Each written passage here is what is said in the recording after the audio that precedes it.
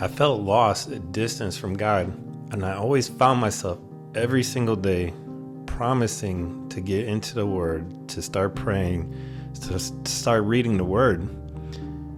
And what happened was I'd always find myself distracted, like things that would just come up out of nowhere. I'd be thinking about getting ready to go read the Bible, and then something would come up, keep me distracted, and I would just fall back into my daily routine of just being distant from God.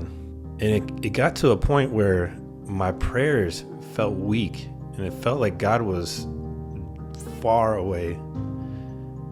Like our relationship was so thin.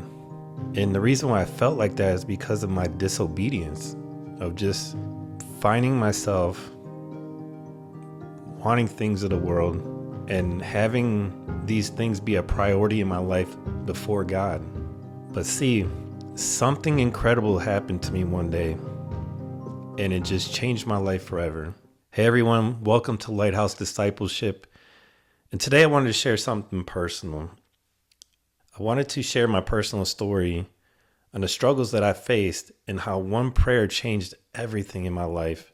And the reason why I want to do this is because I see in the comments a lot where people are struggling with sin in their life, temptations and spiritual warfare, and just things that they want a strong relationship with God, but they're not quite sure how to do it. So in this video, I want to share my personal struggles and how I overcame these struggles and what it took by this one prayer to change my life forever. See, I struggle with many things in this world. I grew up very worldly. I listened to all types of music. I watched all types of movies, hung around probably with a lot of the worst crowds you can hang around with. And I always found myself in trouble many times over. And the thing is, I always had my priorities set with worldly desires, running a business or getting enough money to achieve certain goals. And God was really the furthest thing from my life. And it wasn't until I joined the military, when I jumped out of airplanes, before I really started seeking the Lord out. It brought me to a point where I kind of faced death as you're staring out the doorway of the airplane, over 1,000 feet in the air. And I just always say a quick prayer that God would protect me, and then I'd jump out. I found myself fighting depression, anxiety. I'd find myself heavily drinking and hanging around those that had the same goals. And understand, this all comes at a time where I was a believer in Christ. I believed in Jesus Christ. I gave my life to Christ, but I wasn't living for Christ in that time. I was living in the world. And I feel like that's what a lot of people are doing today. They feel all this anxiety and depression and just fighting sin in their life because their priorities are more set on worldly desires and not what God has for them in their life. Even as a believer in Christ, I was still fighting these things to no end. And I strongly believe it's because I was never fully submitted to the Lord. I had too many things in my life that were before the Lord. And it built this wall between us. It built this barrier where I would fight the things of the world. And I never had a breakthrough because of this wall being between me and the Lord, because of my priorities and the things that my heart was after. And what happened was I was taking life for granted. I was, like many young people today, just take life for granted, think we have this whole entire life in front of us and we're just going to live it the way we want to live it because these are our best years, or that we have our whole life ahead of us and I can change later. So what was this breaking point? What was the point in my life where this one prayer changed everything for me? And it goes back to where I wanted to join a veteran MC. I had a motorcycle and I was looking for brotherhood because I used to have that deeply in the Army when I used to jump out of airplanes. When you risk your life like that, you find yourself building brotherhood with the guys around you very quickly and very deeply. So I was kind of looking for something like that again. So I wanted to join a motorcycle club that was full of veterans. So I went to go meet somebody that was already in the club.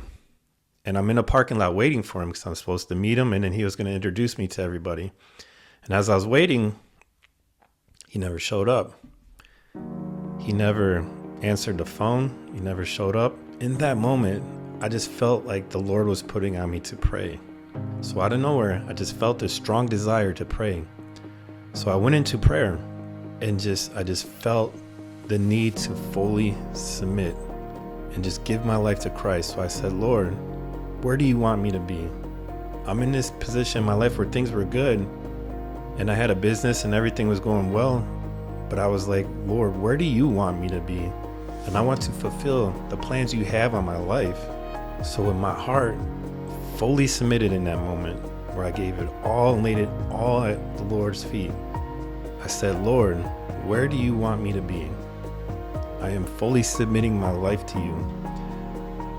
And that's the first time I heard the Lord verbally say to me, in my mind, it was audible, but it wasn't like outside. It was within myself with my eyes closed and praying. He told me to Google Christian MC. So I said, Lord, I know that's funny. I know that's funny because it was funny to me because I was like, Lord, is there first a Christian MC? Like, I've never even heard of a Christian MC. And of course he didn't say anything. So I went home and I Googled Christian MC and I found these guys here in Florida. And I ended up joining. And I wanted to fulfill what the Lord had for me because that was a breaking point in my life where I fully submitted. I heard the audible voice of the Lord and he told me what to do.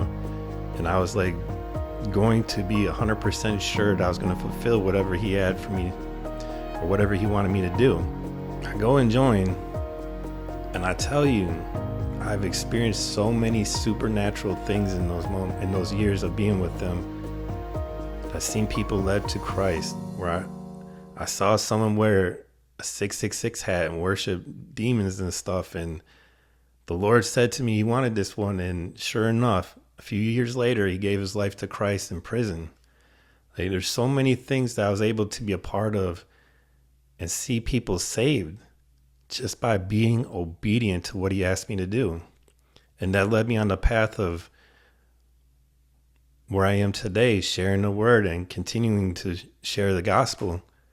It all started from that one prayer.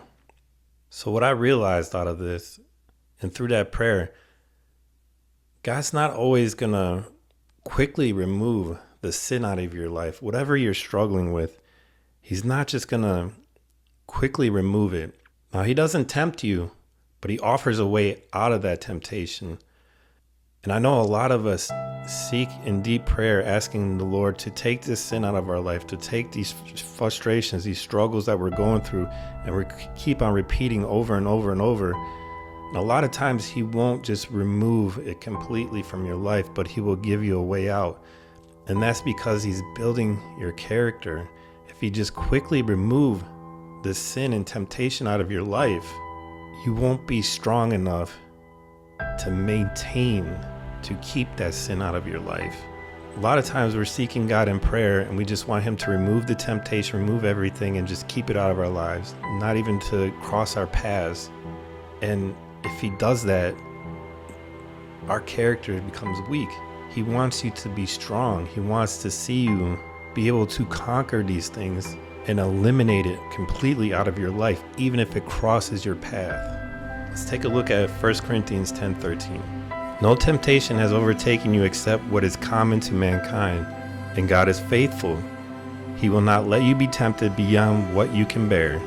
But when you are tempted, he will also provide a way out so that you can endure it. So I want to share something with you today that my pastor shared with us in theology class last night. And it has a lot to do with what a lot of you are struggling with this sin in your life, why it becomes this revolving door in your life. So my pastor was sharing this story. There was a woman who was possessed, who was out there screaming and yelling. And the pastor went and he went to approach her. So him and another pastor went on to draw these demons out of her. And the demon responded and said, I will be back because I know how to get in.